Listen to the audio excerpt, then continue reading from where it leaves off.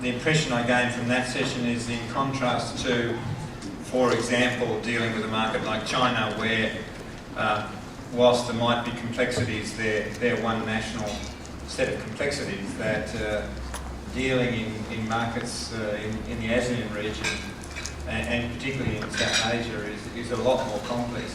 And the challenge, I suppose, it comes to an organisation like Cargill, Ben. How does an organisation achieve success in those markets, but also communicate those market requirements adequately to the suppliers on the ground here? I mean, if Cargill can't do it, we're all in strife, and maybe Citrus Australia is getting good at it, or maybe Patrick's got some insights. But getting that message about what actual product and what trends are occurring back to growers in Australia, and making sure that's the focus of production is obviously a major challenge in those markets, the way they're structured.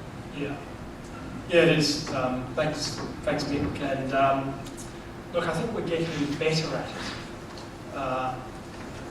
And certainly it's not easy to do. An example of getting better at it. So we have a high-lac canola program into Asia, and very important for us, where we can look at a healthier oil into Southeast Asia. We work with growers here to contract grow that high-lac canola. So we'll put a grower program together because sometimes the variety that the customer wants may not yield as well for the Australian grower. So if you're going to go and talk to a grower and say, look, we want you to grow this because it meets the Asian custom specification, they say, well, that sounds great, Ben, but the yield's 30% less than the variety we're currently growing. So how do we overcome that dynamic? Linking up the customer, who's always right, to the grower, who's got a gross margin consideration to look at. So we can look at putting a contract growing program in place to be able to make that variety advantageous from a gross margin perspective for the grower to grow. They can get a premium for their product. We can get the product that we want, where we want it, around our crush plants, for example, and then through the supply chain. For barley, the brewers had very specific varieties that they want to go into their malting characteristics to meet a particular brewer's requirements. So we go out and look at what varieties we can get grown in specific regions, working with growers. And the Westminster variety that's grown in South Australia might be different from the it is different from the variety that we're working with growers on in the MIA.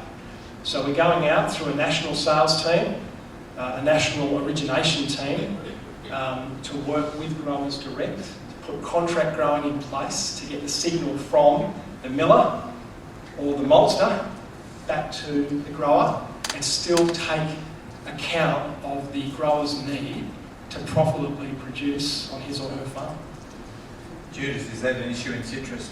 Is there size or variety considerations that need to be managed? Yeah, I think there's, I just want to add what Ben was saying. I think it's probably almost easier with an annual crop, okay, to direct what the growers are going to grow. You think about a tree crop, where you plant a tree or a variety, or you can regraft a tree, and it will still take you 4 to 6 years to even have a yield. So that just adds to the complexity of, doing those kind of things. And I think, it's right. It needs to come from the commercial players. They're the ones that will pay the grower. And where the industry or government agencies can help is more general information, more market intelligence back to the industry and the grower about what's happening, what are the trends. Speak to your marketer, speak to your buyer, and you work out commercially what varieties you grow. We can certainly help you in terms of evaluating those varieties independently in Australia. We can do all those things that we can do, but it's really a partnership in terms of trying to do these things. And are there the commercial players in, for example, horticulture, or are they starting to emerge that can do that have the wherewithal to do that? Yeah, I think it's certainly happening in the tree crop industry, where we're having. The big trend is to proprietary varieties. So where you have private varieties that have been developed all around the world, and they're owned by a particular company. They'll come and there's royalties attached or some sort of marketing arrangements attached. But we are seeing that now in the citrus industry, where we have not seen that before. So really in the last sort of 5 to 8 years. So certainly it's becoming more of a trend, and there's more options I think for growers now as well to participate in supply chains or commercial arrangements to do these things much more than they had the opportunity to do even 5 years ago. Patrick, in your time in India, did you see any supply chain arrangements that you thought were successful, even if they were from other nations, into that market, or is India still complexity on complexity? It's a common opinion, and it's embedded in a bit of fact at the moment. It is a complex market, there's no doubt about it. The thing with India, I think it highlights what's true of every market. There's no such thing as an export market. There's only somebody else's domestic market.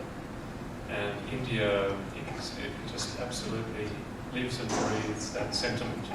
So if you want to do business in India, you need to be invested in the market. And I think that investment in terms of relationship, or whether it's asset, or whether it's getting past your customer to their customer, and being able to get those signals back, that's what you have to do in India. But I think it's perhaps more noticeable in India because it is in many ways so culturally different, and the business environment is so different. It's such a large country. It has been, for politically and relationship point of view, a long way away from Australia for a long time. We're starting to do it much more throughout ASEAN and North Asia, and China as a point in case.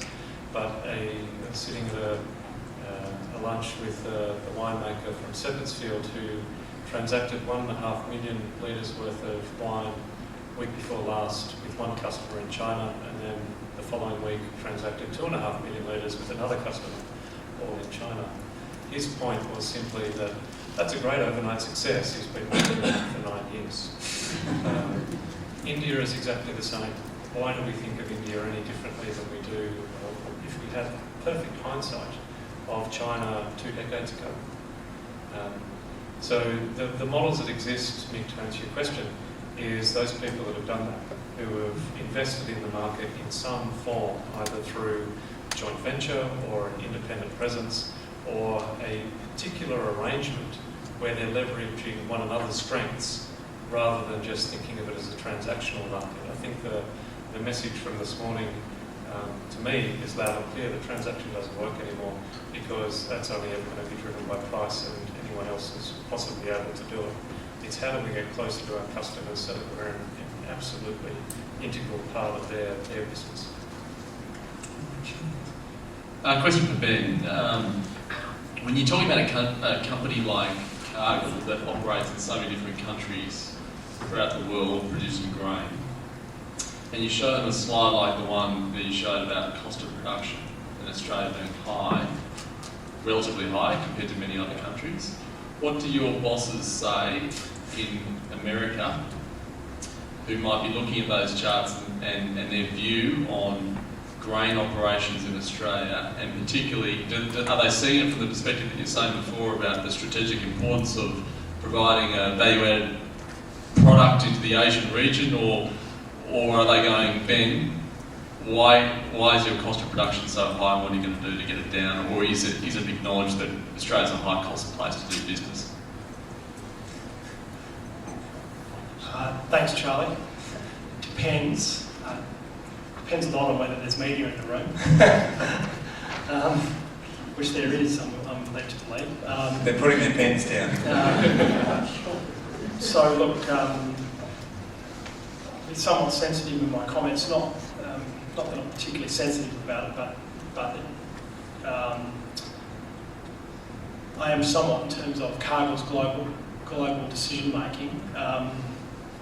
And so to get to your point, Charlie, I guess one thing that has really struck me going to Cargill is just how big multinational companies move capital around the world.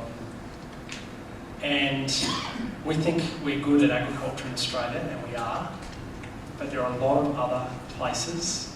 And I mentioned the Black Sea and North America. I didn't even mention Latin America. There are a lot of other places in the world good at agriculture as well.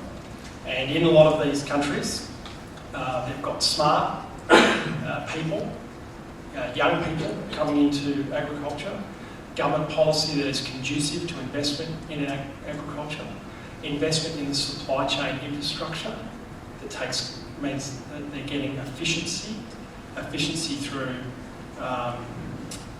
road, port, rail utilisation rates, freight rates, and foreign investment rules that are conducive to investment.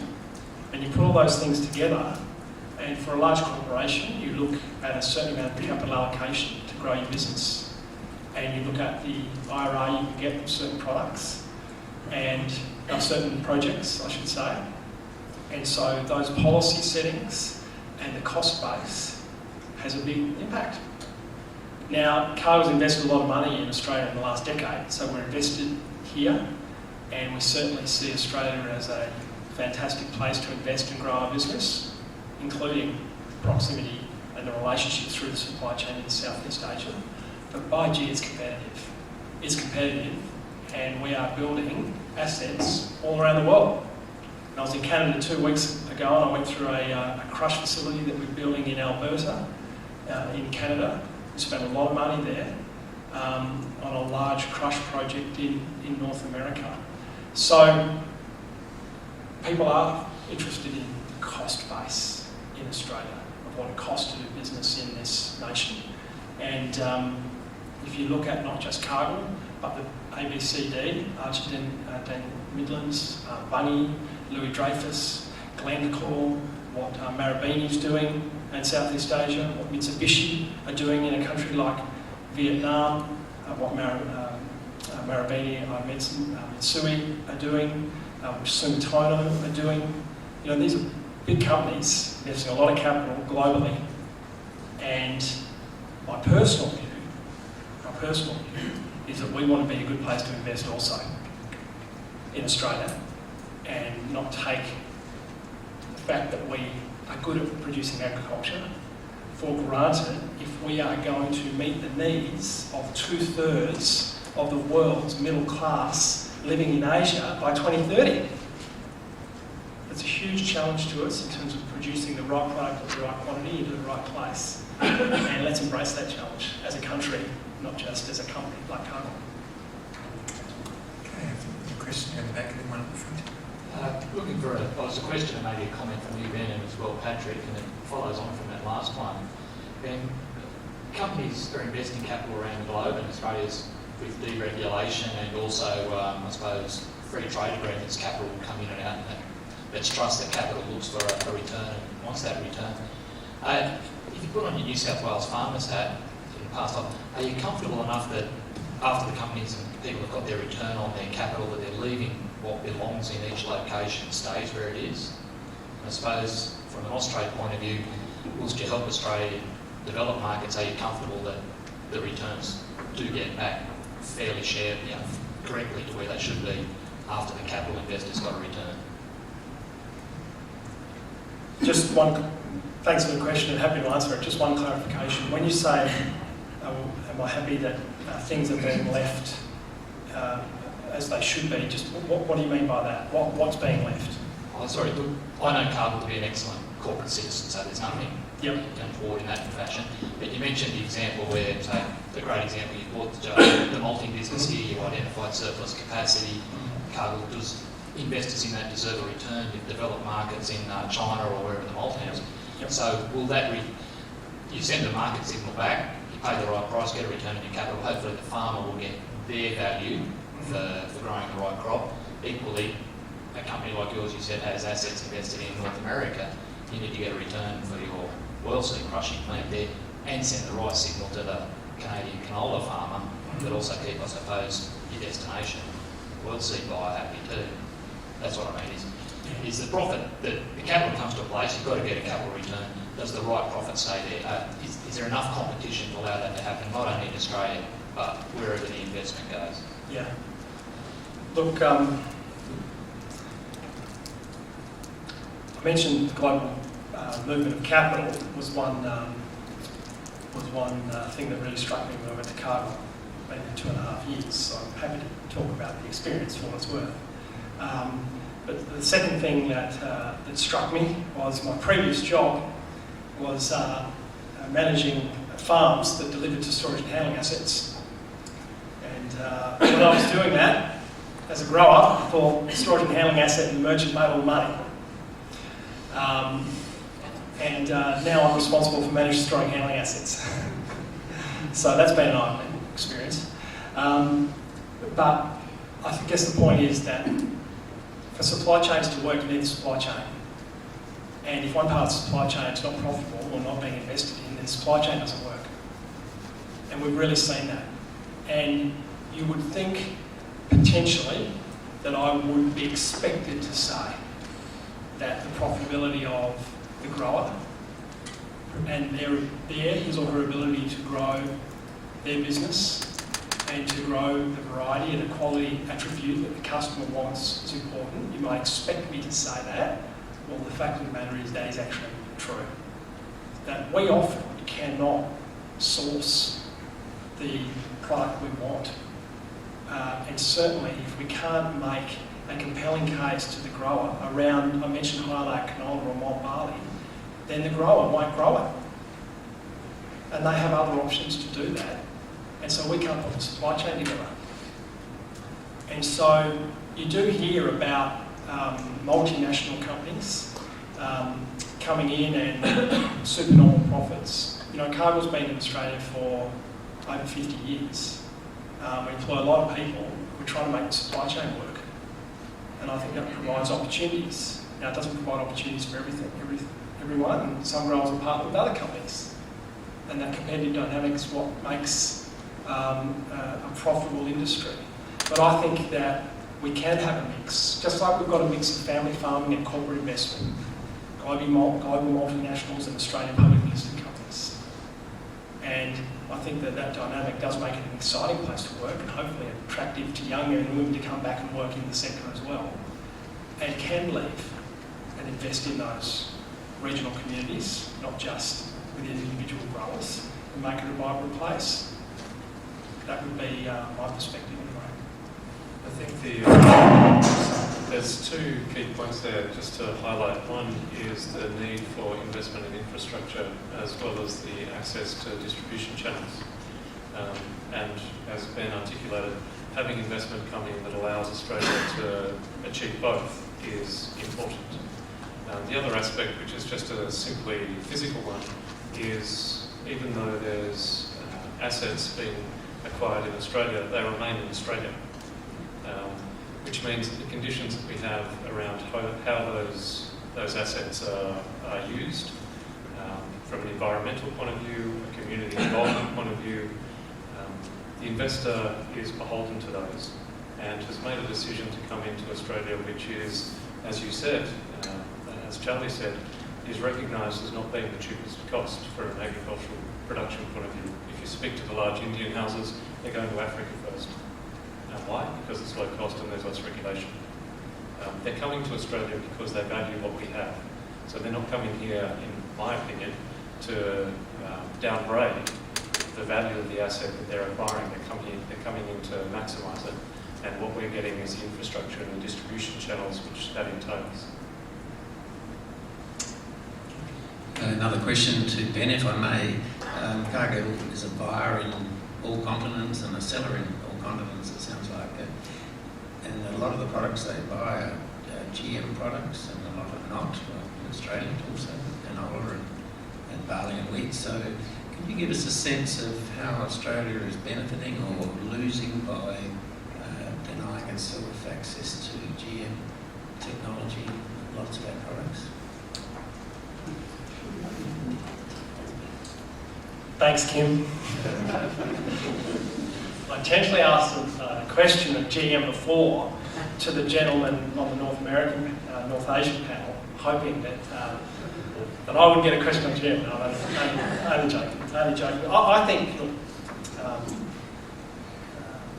happy to talk about the GM dynamic around Cargill, but also give a personal perspective, because I think, again, close your eyes and open them in 2030 to engage in two-thirds of the global middle class and productive capacity in Australia in what is a variable climate how will we meet that challenge? I think GM is a discussion we need to have more discussion about in Australia. It's my personal view. And given we're in a policy forum, let's talk about policy. So the restrictive nature of regulation does limit the opportunity to access technology in various forms. And do we want to do that in Australian agriculture? Now we've seen some changes in some state-based regulatory systems, and so that's good, but I think we need to have more discussion about it. Now this is in the context of what the gentleman said about North Asia before, where it's about what the consumer wants. So for Cargill, if the consumer wants non-GM product, we will provide non-GM product. If the consumer wants a GM product, we'll provide a GM product. And because we operate across different markets in different continents, we've got access to different supply chains where we can provide both.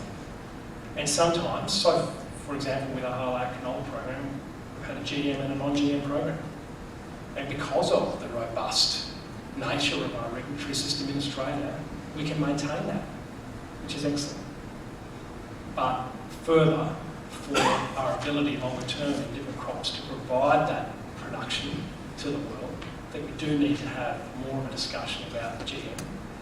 And certainly not just from the point of view of the grower and yield, but from the point of view of the consumer and all the other attributes that GM can bring. But it's difficult. It's difficult because no one's going to stand here and tell a consumer what he or she should or should not consume. It goes against every principle of being a consumer-based, responsible person interested in agriculture. It's about what the consumer wants. But globally, in terms of agricultural supply and production to meet an ever-growing need, I do think the use of technology and how we set up our systems around technology is a debate we need to have. I guess this is a question from Patrick, but Judith also touched on it. But as a consumer, we tend to primarily judge a country as a whole, across a whole range of products, more so than the individual industry or individual product. I suppose when I say that, I think, if it's a shirt or a car or a watch and it's from China, my bias is to immediately assume that is a lower quality item as opposed to a suit or a car or a watch from Europe. And I guess my question is, what are we doing to collectively and uniformly market Australia to the world in a consistent fashion? I think the consensus from this morning is that it's not enough and it's not unified enough. I think there's pockets of product-specific excellence. So MLA's been mentioned, Wine Australia I mentioned. They're two, and I don't mean to offend anyone else, but they're two that stand out as product-specific examples of where we've been able to achieve and the Royal We, Australia, has been able to achieve quite specific outcomes in markets, being able to go to the market with something that is able to articulate value and attract the right type of consumer across a range of products. But I think in both those examples it also goes far more to demonstration as well as education in market, just as a point. I think the Australia brand, or absence thereof, of a cohesive brand is something that, as I said, has come out a number of times this morning. It's something that we have always thought is important, and I think the reality is it's more important today than it ever has been. It was more important yesterday than it ever has been, and there's no doubt it'll be more important tomorrow than it ever has been. If we look at the examples of where countries do it particularly well, the maple leaf of Canada is a peculiar one in that everyone has a connotation of what that's going to deliver, even though it's just a maple leaf and it's basically the flag. If you look at 100% pure New Zealand, now there's much more complex messaging around that, and that's a brand that the entire industry has bought into. and it's able to deliver messaging across product lines, and everyone has rallied to it. But those two examples, I think, are something that we need to aspire to and something that we need to achieve quite quickly. I think it supports having sub-brands underneath it. I don't think it necessarily diminishes the value of Wine Australia or the MLA brands. I think it actually lifts it to a higher level. It's something that we have been pushing, and I think everyone in this room has been pushing at a sectoral level or a geographic level. We just need to do it at a national level. I just want to add too, with fresh produce, you have the added complexity of different quality levels. So you talked about the Chinese watch versus the European watch. Well, you can have a almost similar range in an orange. So you can have class 1 orange, which is a beautiful big, clean orange, and then you can have a smaller one that might be scarred but still good to eat. So you need to have a diversified portfolio. That's what I say, to the industry, is you do need to have a diversified portfolio where you meet that market's requirements, and the price point is relative to that quality. So when we send class 1 orange to China, it's our highest, it's our premium brand, it's our premium returning market for the grower. The class that might go to Hong Kong or Malaysia might be a smaller orange at a different price point, but everyone knows what that is. And like I said, with fresh product, you just can't grow class 1 100%. So you do need to have a diversified portfolio, and you do need to know what that market wants in terms of quality and price point. But I think what we have to get better is, to follow Patrick, is protecting those premium markets. So where we do have class 1, whatever it is, food, into China or India or Indonesia, we have to back it up. And I'm not talking about just with the brand. So with Australian citrus, we say sweet, safe and healthy. And we say sweet because we've got quality standards. They're tested in Australia. Here is our testing regime. It's safe because we do a national residue survey. It's comprehensive. It's backed up by the Australian government. Here's a brochure. So you have to, back up what you say you do and protect that at all costs. Because I know, as Ben said, it's very competitive out there, extremely competitive. We can never take it for granted. So you always have to look at protecting it whichever way you can, and not just with sometimes a pretty brand, but we do have to protect that premium markets that we do have, because that's where the growth is, and that's where our growth will come to. I think, Judith, the real point is the difference between the logo and the brand. And the brand is something that we need to develop and articulate. What the logo looks like, we can get to, and people that are far more creative than me, or perhaps anyone in this room, would be able to work that out, but it needs to be something we can articulate.